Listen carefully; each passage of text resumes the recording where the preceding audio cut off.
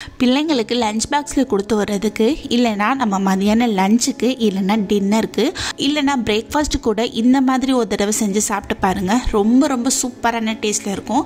அது மட்டும் இல்லாமல் கொஞ்சம் நேரத்திலேயே, அதாவது ஒரு 5 to 10 நிமிஷத்துலேயே இந்த ரைஸ் நம்ம செஞ்சிடலாம். டேஸ்ட்டு பார்த்தீங்கன்னா சொல்லவே வேணாம். சாப்பிட்டு பார்த்து நீங்களே தெரிஞ்சுக்கோங்க அதோட டேஸ்ட் எவ்வளோ சூப்பராக இருக்குது அப்படிங்கிறத. இப்போ வாங்க அது எப்படி செய்யலாம் அப்படிங்கிறத நம்ம வீடியோக்குள்ளே போய் பார்க்கலாம். வெல்கம் டு சாச்சி சமையல். ஃபஸ்ட்டு இந்த ரைஸ் பண்ணுறதுக்கு ஒரு கடாய் எடுத்து வச்சுக்கலாம். அதில் ஒரு 2 ஸ்பூன் அளவுக்கு எண்ணெய் சேர்த்துக்கோங்க. எண்ணெய் நல்லா காஞ்சதும் இதில் ஒரு 2 கிட்ட மீடியம் சைஸ் அளவு வெங்காயத்தை எடுத்து சும்மா ஸ்லைஸாக இந்த மாதிரி கட் பண்ணி வச்சுருக்கேன். அதை எடுத்து இதில் சேர்த்துக்கலாம். இப்போது வெங்காயத்தோட பச்சை வாசனையெல்லாம் போயிட்டு நல்ல ஒரு கண்ணாடி பதத்துக்கு வந்து அது லைட்டாக கலர் மாற ஸ்டார்ட் பண்ணும் இல்லையா, அந்த டைம் வரைக்கும் வதக்கி விட்ட பிறகு இது கூடவே ஒரு 3 கிட்ட பெரிய சைஸ் அளவு கேப்சிகம் எடுத்து அதையுமே நல்ல ஸ்லைஸாக கட் பண்ணி வச்சுருக்கேன். அதை இதில் போட்டு அது கூட சேர்த்து வதக்கி விட்டுக்கரலாம். வெங்காயம் எப்படி நல்ல ஒரு கண்ணாடி பதத்துக்கு வந்துச்சோ அதே மாதிரி கேப்சிகமும் நல்ல ஒரு கண்ணாடி பதத்துக்கு வரணும். அதனால நல்ல மீடியம் ஃப்ளேமில் வச்சு ஒரு 2 நிமிஷத்துக்கிட்ட அதை நல்லா வதக்கி விட்டுக்கரலாம். பாருங்க, வெங்காயம் கேப்சிகம் இது ரெண்டுமே சூப்பராக வதக்கி வந்துருச்சு. அடுத்து இதில் பார்த்தீங்கன்னா நான் இன்னைக்கு ஒரு 4 கிட்ட முட்டை உடைச்சி வச்சுருக்கேன். அதை இதில் சேர்த்துக்கரலாம். உங்களுக்கு எந்த அளவுக்கு முட்டை தேவையோ அந்த அளவுக்கு நீங்கள் சேர்த்துக்கோங்க. இப்போ இந்த முட்டையுமே அது கூட நல்லா மிக்ஸ் ஆகிற மாதிரி கிளறி விட்டுக்கோங்க.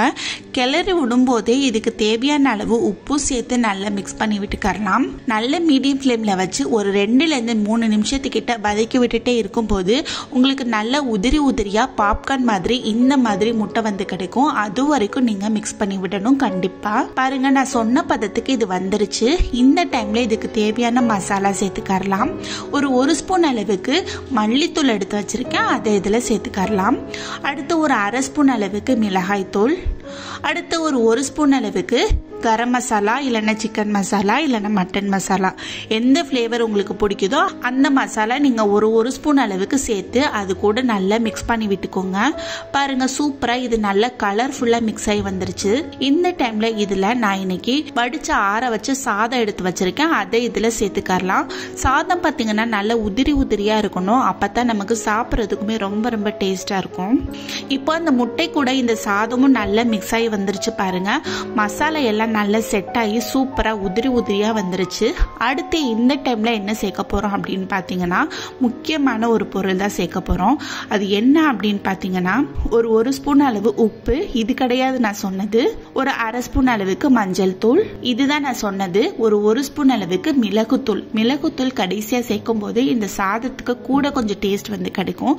சூப்பராக இருக்கும். நீங்க கண்டிப்பா ட்ரை பண்ணி பாருங்க. இப்போ இந்த மசாலாவும் அந்த ரைஸ் கூட செட் ஆகிற மாதிரி ஒரு 2 நிமிஷத்துக்கிட்ட மிக்ஸ் பண்ணி விட்டுட்டு கடைசியாக கொஞ்சமாக கொத்தமல்லி இலை எடுத்து அது மேலே தூவி விட்டுறலாம். அடுத்து இது கூடவே சாதம் நல்ல கமகமன்னு இருக்கிறதுக்கு ஒரு ஸ்பூன் அளவுக்கு நெய் எடுத்து அதில் போட்டு எல்லாத்தையும் சேர்த்து நல்லா மிக்ஸ் பண்ணி விட்டுட்டு சர்வ் பண்ணிடுங்க. லஞ்சாக இருக்கட்டும்ப்பா, இல்லைன்னா டின்னராக இருக்கட்டும், இல்லைன்னா லஞ்ச் பாக்ஸுக்கு குழந்தைங்களுக்கு கொடுத்து விடுங்க. இது எல்லாத்துக்குமே பக்காவான பர்ஃபெக்டான ரெசிபியாக இருக்கும். நீங்களும் கண்டிப்பாக இந்த மாதிரி ஒரு தடவை செஞ்சு ட்ரை பண்ணி பாருங்க.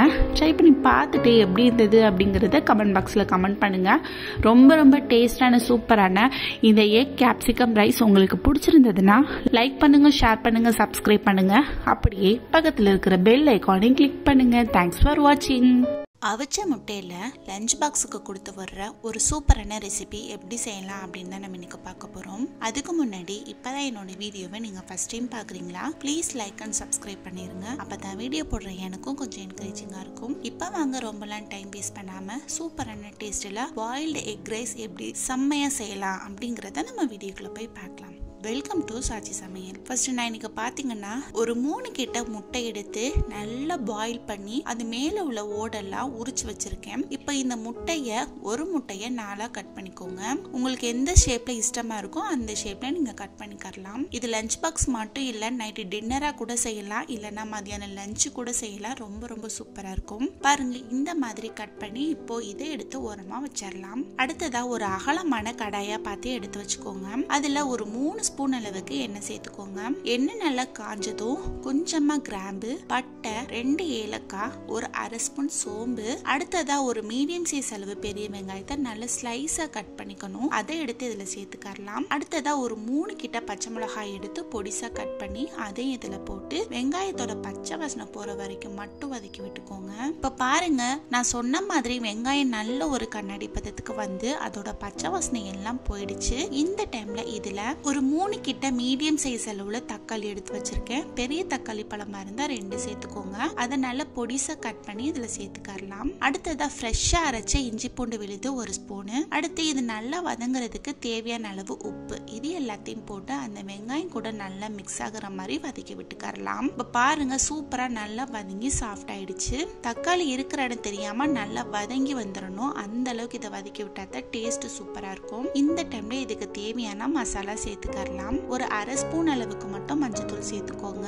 அடுத்ததா 1 ஸ்பூன் மிளகாய் தூள், ஒரு அரை ஸ்பூன் மல்லித்தூள், அரை ஸ்பூன் கரம் மசாலா, இது எல்லாத்தையும் போட்டு அந்த கிரேவி கூட நல்லா மிக்ஸ் ஆகிற மாதிரி வதக்கி விட்டுக்கலாம். இப்ப பாருங்க, அந்த கிரேவில இருந்து நல்ல சூப்பரா எண்ணெய் பிரிஞ்சு வந்துருச்சு. இந்த டைம்ல நம்ம கட் பண்ணி வச்சிருக்கிற முட்டைய இந்த கிரேவில போட்டு ரொம்ப நேரம்லாம் வதக்க விட தேவையில்லை. ஒரு 2 நிமிஷம் மட்டும் வதக்கி விட்டுட்டு நம்ம ஆற வச்சிருக்கிற சாப்பாடை இதுல போட்டுடலாம். இந்த ரைஸ் பாத்தீங்கன்னா ஏற்கனவே குக் பண்ணி நான் ஒரு பிளேட்ல போட்டு நல்லா ஆற வச்சிருக்கேன் பசங்களுக்கு கொடுத்து விடுறதுக்காண்டி. உங்ககிட்ட மிஞ்சின சாதம் இருந்தா கூட இந்த மாதிரி செய்யலாம். ரொம்ப சூப்பரான டேஸ்ட்ல இருக்கும். கொஞ்சம் கொஞ்சமா இந்த கிரேவில போட்டு அந்த சாதத்தை மிக்ஸ் பண்ணி விட்டுக்கோங்க.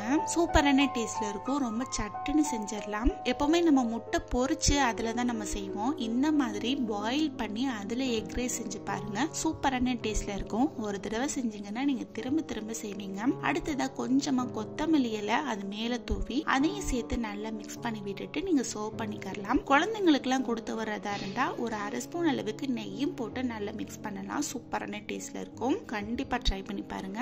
ட்ரை பண்ணி பார்த்துட்டு எப்படி இருந்தது அப்படிங்கறத கமெண்ட் பாக்ஸ்ல கமெண்ட் பண்ணுங்க. இந்த வீடியோ உங்களுக்கு பிடிச்சிருந்துச்சுன்னா லைக் பண்ணுங்க, ஷேர் பண்ணுங்க, சப்ஸ்கிரைப் பண்ணுங்க. அப்படியே பக்கத்துல இருக்கிற பெல் ஐகானை கிளிக் பண்ணுங்க. தேங்க்யூ.